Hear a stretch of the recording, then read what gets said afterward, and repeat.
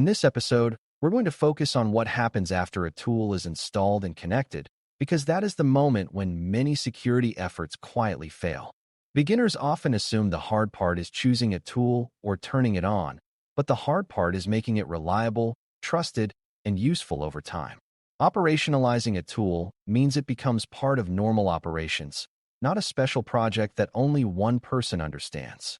That requires tuning so the signals are meaningful, ownership so someone is accountable for its health, and measurable outcomes so you can prove the tool is reducing risk rather than just producing noise. If you learn these ideas early, you will avoid the common trap of collecting alerts and reports without improving safety. Before we continue, a quick note. This audio course is a companion to our course companion books. The first book is about the exam and provides detailed information on how to pass it best. The second book is a Kindle-only ebook that contains 1,000 flashcards that can be used on your mobile device or Kindle.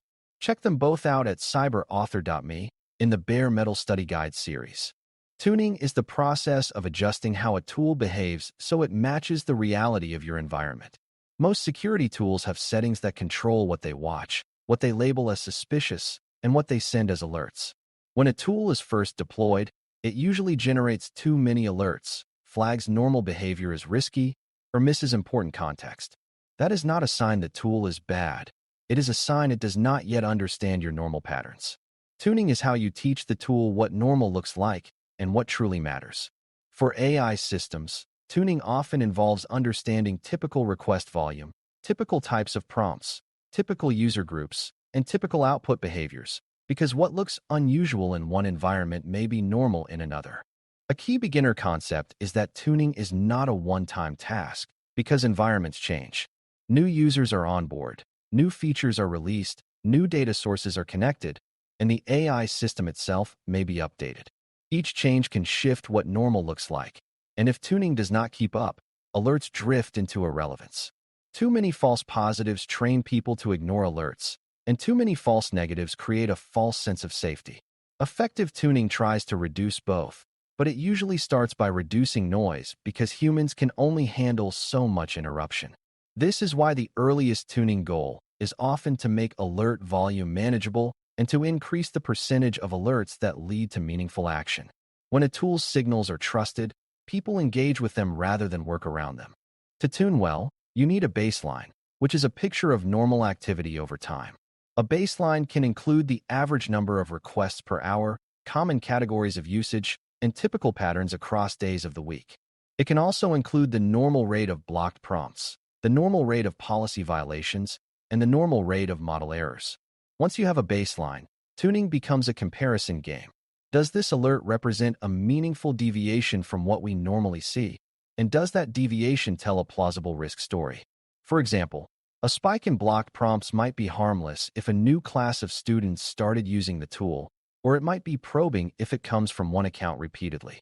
Baselines help you interpret the same signal in different contexts and avoid reacting to normal growth as if it were an attack. Ownership is the second pillar of operationalization, and it is often the most overlooked.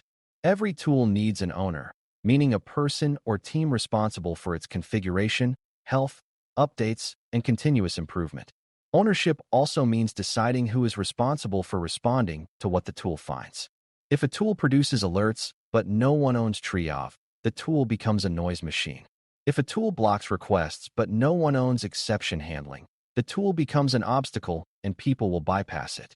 Ownership must be explicit, because vague shared responsibility often becomes no responsibility. For beginners, it helps to think of ownership as the answer to a simple question. When something breaks or an alert fires at midnight, who is expected to care and what are they expected to do? Operational ownership includes a few practical responsibilities that keep tools healthy. Someone must ensure the tool is collecting the right data and that logging has not silently stopped. Someone must manage access to the tool so the right people can investigate, but sensitive data is not exposed to everyone. Someone must review and adjust detection rules as the environment changes. Someone must manage integrations with monitoring and response channels so alerts arrive where they should and are not lost.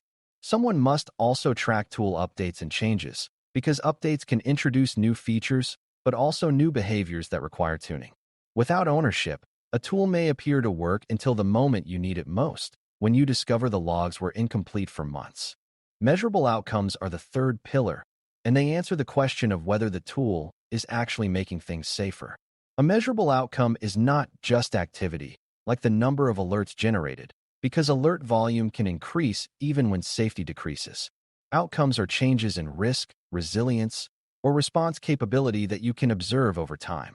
For example, an outcome might be a decrease in the time it takes to detect suspicious AI misuse, or a decrease in the number of sensitive data exposures through prompts or outputs. Another outcome might be a reduction in repeated policy violations because users learn safer behavior and controls become more effective. Outcomes can also include improved investigation capability, like increased completeness of event records or improved ability to trace a request to downstream actions. The important beginner lesson is that outcomes connect tools to real value, while activity alone can hide failure. To make outcomes measurable, you need clear definitions that stay consistent. If you change what counts as a policy violation every month, you cannot tell whether you improved or just changed counting rules. If you want to measure detection speed, you need a consistent way to define when an event began and when it was detected. If you want to measure containment speed, you need a consistent way to define when containment actions were initiated and when they took effect. Consistent definitions are not about bureaucracy. They are about making progress visible. They also help you communicate with others, because you can explain exactly what your numbers mean. When outcomes are defined clearly, tuning and ownership can be guided by evidence instead of guesswork. A practical way to connect tuning to outcomes is to choose a small number of key signals that reflect your highest risks.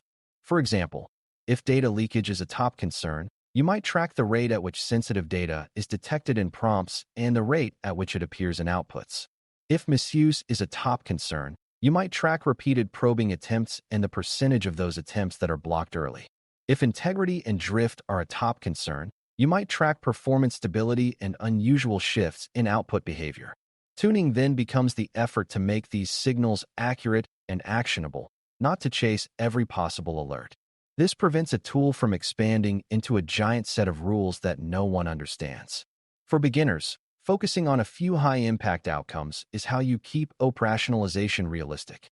Another important part of operationalization is creating a feedback loop, meaning the tool improves based on what you learn from real events. When an alert is investigated, the results should teach you something. Was it a true issue, a false positive, or a problem with missing context?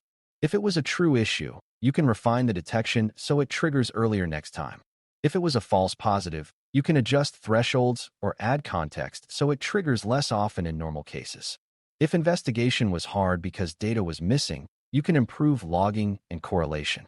This feedback loop is how tuning becomes smarter over time and how the tool becomes more trusted. Without feedback, you will keep repeating the same frustration, and the tool will never mature beyond its initial rough state. Operationalization also requires thinking about tool failure modes, meaning the ways the tool can fail quietly. A tool can fail by stopping data collection when an integration changes, by losing access permissions when identity settings change, or by producing stale alerts because time synchronization is off. It can fail by collecting data but not retaining it long enough for investigations, leaving you blind when you need history. It can fail by generating alerts that never reach responders because routing rules changed. These failures are especially dangerous because the tool may still look active, but it is no longer reliable. A mature operational approach includes periodic checks that the tool is collecting, alerting, and supporting response as expected. For beginners, the idea is simple. A security tool must be monitored too, because it is also part of the system. Finally, operationalization should make the organization more resilient, which means better prepared for the worst days. A tool is operationalized when more than one person understands it, when new team members can learn it without heroic effort, and when it behaves predictably during pressure. It is also operationalized when it produces records that help after the fact, like clear timelines and evidence trails, because learning from incidents is how programs get stronger. This is why ownership should include documentation and training in plain language, not just technical settings. It is also why measurable outcomes matter, because they let you show that the tool is not just present, it is making response faster and harm smaller. Resilience is the real target, because incidents are not just about prevention, they are about minimizing damage when prevention fails. As we close, remember that tools do not become valuable on the day they are deployed. They become valuable when they are tuned to your reality, owned by accountable people, and tied to measurable outcomes that reflect reduced risk. Tuning turns raw signals into trusted alerts. Ownership keeps the tool healthy and integrated into daily work, and outcomes prove that the effort is paying off. When these three pillars are in place, tools stop being background noise and start being a reliable part of monitoring and response. This mindset also prevents wasted spending, because you can identify whether the problem is the tool itself or the way it is being operated. Operationalization is what transforms security tools from hopeful purchases into real protection, and it is one of the most important habits you can learn early in AI security. Thanks for listening. For more audio courses, daily newsletters, and more, please visit BareMetalCyber.com.